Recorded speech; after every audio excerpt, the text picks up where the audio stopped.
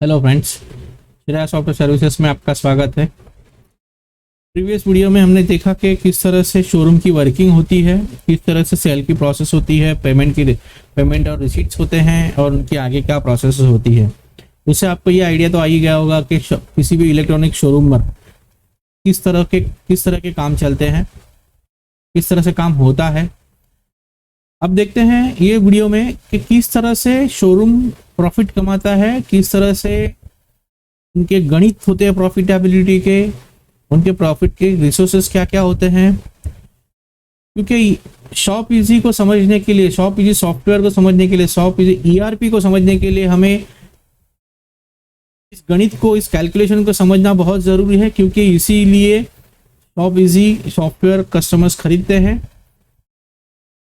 तो आइए देखते हैं शुरू का कि किस तरह से इलेक्ट्रॉनिक शोरूम्स की प्रॉफिटेबिलिटी वर्किंग होती है। अब यहां पर देख सकते हो ग्राफिक्स में कि बिल्कुल स्टेप ऊपर जाने वाली स्टेप्स की तरह यहां पर हमने उसको प्रेजेंट किया हुआ है। तो ये क्या डायग्राम है अभी हम समझते हैं इसे। यहां पर फर्स्ट स्टेप को सब पर देखेंगे तो परचेज प्राइस है।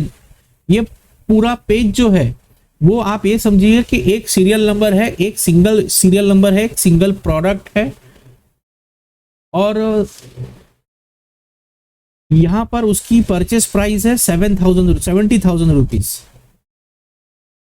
और अगर हमने ये प्रोडक्ट कस्टमर को 72,000 में बेचा तो हमारा प्रॉफिट हुआ 2,000। अब नेक्स्ट स्टेप पर चलते हैं। डीलर्स को कंपनी की तरफ से, सैमसंग की तरफ से, एलजी की तरफ से और अलग अलग सारे ब्रांड्स की तरफ से कुछ पेमेंट्स की कंडीशंस होती है। जैसे कि 0 to 1 डे में अगर पेमेंट करेंगे तो शायद उनको 4% एक्स्ट्रा बेनिफिट मिलेगा। अगर 1 डे से लेकर 3 डेज तक अगर पेमेंट करेंगे तो उनको 2% मिलेगा। 4 दिन से 7 दिन तक 1% मिलेगा और उसके बाद कोई डिस्काउंट नहीं मिलेगा। और ये डिस्काउंट इनको कैश डिस्काउंट अकाउंट में पैसा नहीं आता है, इनको ये सारा प्रोडक्ट जो है वो क्रेडिट नोट के फॉर्मेट में आता है। तो इनका पेएबल, डीलर का पेएबल कम हो जाता है। तो ये आप ध्यान में रखिएगा कि इसमें से कोई भी पैसा डीलर के अकाउंट पे क्रेडिट नहीं होता है, सारा पैसा लेजर में एडजस्ट होता है। तो कैश हमारी सेकेंड स्टेप है कैश डिस्काउंट। डीलर को उसके परचेस पे जो एडिशनल बेनिफिट मिलता है वो है कैश डिस्काउंट, अगर वो टाइम पर पेमेंट करता है। ये केस में हम ये समझ के चलते हैं कि उसने बिल्कुल 0 डे में पेमेंट किया तो उसे 4% और एडिशनल बेनिफिट मिला और उसको क्रेडिट नोट मिलने वाली है। और एक चीज़, डीलर की क्रेडिट नोट वो हमारी डेबिट नोट होती है। तो हमारा प्रॉफिट जो है वो 4,800 हो गया, 2,800 से हमारा प्रॉफिट बढ़ गया। इलेक्ट्रॉनिक्स इंडस्ट्री में और एक स्कीम होती है प्राइस ड्रॉप। प्राइस ड्रॉप, इसमें थोड़ा मैं आपका टाइम लूंगा। प्राइस ड्रॉप का मतलब ये होता है कि कोई भी मॉडल टाइम बार होना, आउटडेट होना, लेकिन डीलर ने वो आज आउटडेटेड हुआ जो प्रोडक्ट है। अभी फॉर एग्जांपल केस स्टडी लेते हैं A21 जब डीलर ने परचेस किया था तो उसकी प्राइस थी 18,000 और वो मार्केट में उसका प्रॉफिट जोड़कर बेचता होगा। अब मार्केट में आया है A31 मोबाइल, तो उसका प्राइस, उसकी परचेस प्राइस भी 18,000 कंपनी ने रखी हुई है। तो कस्टमर तो A31 के लिए जाएगा, तो डीलर के पास A21 का जो 18,000 का खरीदी भाव वाला प्रोडक्ट है वो तो ऐसे ही पड़ा रह जाएगा, कोई कस्टमर खरीदेगा नहीं। कोई कस्टमर जुना वर्जन क्यों खरीदेगा।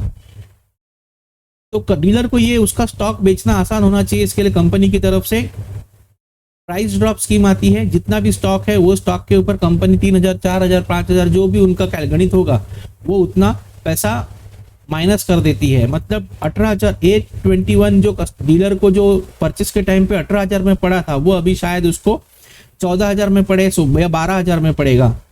तो वो कस्टमर को वो प्रोडक्ट A31 के लेस प्राइस में बेचकर उसका स्टॉक क्लियर कर सकता है। तो इस तरह से प्राइस ड्रॉप आता है डीलर को। जरूरी नहीं है कि हर प्रोडक्ट पर, हर कैटेगरी पर आता होगा, बट इस एनालिसिस समझने के लिए हम इसको कंसीडर कर रहे हैं। जैसे प्राइस प्राइस ड्रॉप आया 6800 का, सॉरी 2800 का प्राइस ड्रॉप आया, तो कस्टमर का तो प्रॉफिट हमारा बढ़ गया और 6800 हो गया। उसकी एनएलसी कम होकर के 65,200 हो गई। जो प्रोडक्ट खरीदी परचेस के टाइम पर 70,000 का था, वो अभी डीलर को 65,200 का पड़ेगा, जिसकी वजह से उसका प्रॉफिट 6800 हो जाएगा। उसके बाद में नेक्स्ट स्टेप पर आते हैं sell in bulk. Sell in bulk, sell in का मतलब इलेक्ट्रॉनिक्स इंडस्ट्री में सेल इन का मतलब होता है परचेस। कंपनी बहुत बार स्टॉक क्लियरेंस के चक्कर में या किसी और इसमें माल बेचने के चक्कर में डीलर को स्कीम्स देती है अलग अलग मॉडल्स पे, अलग अलग कैटेगरीज पे, बहुत सारे कॉम्बिनेशंस पे कि आप, या फिर अमाउंट पर कि आप ये पर्टिकुलर पीरियड में, ये डेट से लेकर के ये डेट तक ये मॉडल के इतने पीस बेचोगे, इतने रुपए का माल बेचोगे तो आपको अमुक % डिस्काउंट मिलेगा, 2% डिस्काउंट मिलेगा, 4% डिस्काउंट मिलेगा, जो भी उनकी कंडीशंस होगी स्कीम के हिसाब से। तो वो हिसाब से डीलर माल परचेस करता है, स्कीम के हिसाब से माल परचेस करता है, और अगर उसने टारगेट कंप्लीट कर लिया तो उसको एडिशनल बेनिफिट मिलता है और थोड़ा सीएन मिलता है। अभी वो सीएन, लेकिन सेलिंग के लिए जो स्कीम एप्लीकेबल है वो डीलर के पास आज अभी कोई इस तरह का मैकेनिज्म नहीं है कि वो उसको फॉलो कर सके कि कौन सी स्कीम में वो कितना बैकलॉग में चल रहा है। अगर वो पूरा नहीं करेगा तो उसे कितना सीएन का क्रेडिट नोट का लॉस होगा, कितने अमाउंट का लॉस होगा, ये गणित उसके पास नहीं है। बट शॉप इजी ये सारी चीजें मोबाइल ऐप में हैंडी देती है और यही शॉप इजी की खासियत है। अभी 2% डीलर को और प्राइस सेलिंग स्कीम मिल का पैसा मिलेगा तो उसका सेल प्रॉफिट हो जाए, प्रॉफिट बढ़ के 1400 रुपये और प्रॉफिट बढ़ेगा, दैट इज 8,200 प्रॉफिट होगा और उसका एनएलसी हो जाएगा 63,800। और नेक्स्ट स्टेप पर होती है sell out scheme. Sell out scheme का मतलब होता है कि बेचना। डीलर जितना भी माल बेचेगा कस्टमर को, उसको अलग अलग स्कीम्स मिलती है कंपनी से, अलग अलग मॉडल पर, अलग अलग कैटेगरी पर, कोई सी कॉम्बिनेशन पर होता है, कभी कोई प्रोडक्ट फ्री भी मिलता है। तो इस तरह से कंपनियां माल बेचने को डीलर को उकसाने के लिए स्कीम्स देती है। वो स्कीम्स को सिस्टम में एंट्री करने के बाद में उनको मॉनिटर भी किया जा सकता है कि कौन सी स्कीम हम फॉलो कर रहे हैं और अभी हम कितना पीछे स्कीम अचीव करने के लिए पीछे हैं। अगर ये स्कीम्स अचीव हो जाती है सेल आउट की, तो शायद आपका 1% आपको सीएन मिल रहा है यहाँ पर इस एग्जाम्पल में, तो आपका 420 रुपया प्रॉफिट का बढ़ जाएगा। तो आपका प्रॉफिट एनएलसी हो जाएगा 63,380 और आपका प्रॉफिट बढ़ जाएगा 8,620। उसके बाद और भी बहुत सारे, खास करके मोबाइल की केसेस में बहुत सारी स्कीम्स होती है, जैसे एफओ फिक्स अमाउंट होता है हर मॉडल पर कि आप ये मॉडल को बेचोगे तो आपको 4,000 का एक और एडिशनल बेनिफिट मिलेगा, या फिर 4,000 ये प्रोडक्ट के 5 पीस बेचने के बाद आपको अमुक पीस एफओसी में मिलेगा, या फिर इसके ये मॉडल के 2 पीस बेचने से आपको ये मॉडल का एक मोबाइल फ्री मिलेगा, इस तरह से। या फिर ओप्पो वीवो जैसे जो कंपनियां हैं उनके पॉइंट सिस्टम्स होते हैं कि इतने पॉइंट अचीव कर, इतने पीस बेचोगे ये तो आपको ये पॉइंट्स अलोकेट होंगे, और ये पॉइंट्स को कैलकुलेट करने के लिए उन्होंने स्लैब दिया होता है। वो स्लैब 0 to 100 पॉइंट के लिए 50 रुपीज स्लैब, 101 से लेकर के 2000 तक 100 रुपया स्लैब, और वो स्लैब को पॉइंट के साथ मल्टीप्लाई करने से उनको उनकी सीएन की वैल्यू मिल जाती है। तो ये केस में हम ये समझ के चलते हैं कि 6,000 रुपीज डीलर को और सीएन प्रॉफिट सीएन मिला, मतलब प्राइस में से लेस हुआ, तो उसकी एनएलसी हो गई 57,380 और उसका प्रॉफिट हो गया 14,620। तो ये इस तरह से कैलकुलेशन होता है।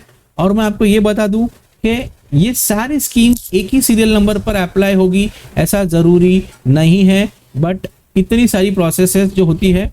और हमारी शॉप इजी ये हर प्रोसेस को सीरियल वाइज मेंटेन रखता है, सीरियल वाइज ट्रैक करता है, और इसीलिए सिर्फ शॉप इजी ही इलेक्ट्रॉनिक इंडस्ट्री का ऐसा प्रोडक्ट है जो डीलर को सीरियल टू सीरियल एनएलसी और serial to serial profitability calculate कर सकता है, और वो भी बिल्कुल किसी तरह से एडिशनल एफर्ट्स लिए बगैर। तो ये हमारा बहुत बड़ा प्लस पॉइंट है। अब देखते हैं कि एक्चुअल प्रॉफिट कैसे किस तरह से कैलकुलेट होता है। तो नेट लैंडेड कॉस्ट, तो वो तो हमने अभी यहाँ पर डिस्कस की इस डायग्राम के फॉर्मेट में, ये विजुअल के माध्यम से, कि परचेस वैल्यू से माइनस होगा, कैश डिस्काउंट माइनस होगा, प्राइस ड्रॉप अगर मिला है तो माइनस होगा, सेल इन बल्क में कुछ प्रॉफिट फायदा हुआ है हमारा तो वो माइनस होगा, सेल आउट में कोई मिला है तो माइनस होगा, सेल आउट प्रोडक्ट्स पे कोई स्कीम्स माइनस होगी, तो हमारी नेट लैंडेड कॉस्ट बैठेगी। नेट लैंडेड कॉस्ट मतलब डीलर को जो पर्टिकुलर प्रोडक्ट उसके घर में जो जितने प्राइस को पड़ता है वो प्राइस।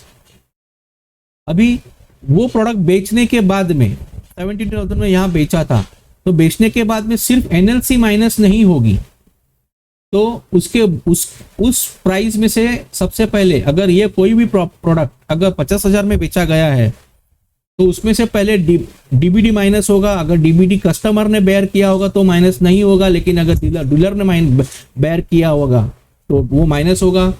कार्ड चार्जेस, जिसे हम प्रोसेसिंग फी या एमडीआर चार्जेस बोलते हैं या कार्ड चार्जेस बोलते हैं, 2%, 1.5%, अगर वो भी अगर डीलर ने कस्टमर से नहीं लिया होगा तो डीलर के सेल से माइनस होगा।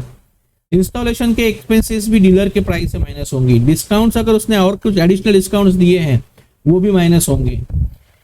कॉस्ट ऑफ गुड्स का इंटरेस्ट, जो पर्टिकुलर सीरियल नंबर बिका है और वो जितने दिन से हमारे शोरूम में या गोडाउन में पड़ा है उसकी जो कॉस्ट ऑफ प्राइस है, परचेस प्राइस या एनएलसी जो है, उस एनएलसी का उतने दिन का इंटरेस्ट भी माइनस होना जरूरी है।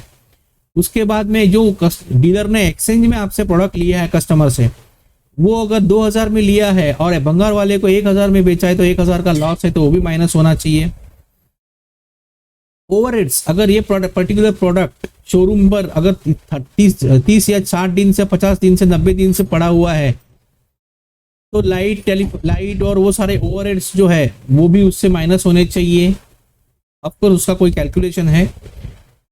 उसके बाद अगर ट्रांसपोर्ट का खर्चा भी अगर डीलर ने बेयर किया है तो वो भी माइनस होना चाहिए। तो ये सारी चीज़ें माइनस करने के बाद में 50,000 से माइनस करने के बाद जो अमाउंट जो बचेगी वो उसकी नेट सेल वैल्यू होगी, और नेट प्रॉफिट कैलकुलेट होगा net cell value minus net landed cost, और जो बचेगा वो या तो प्रॉफिट होगा या फिर उसका नुकसान होगा।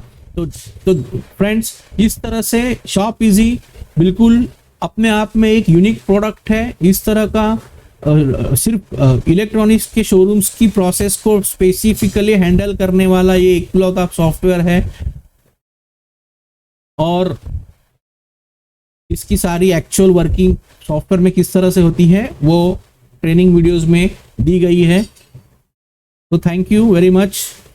अगले मिलते हैं अगले वीडियो में।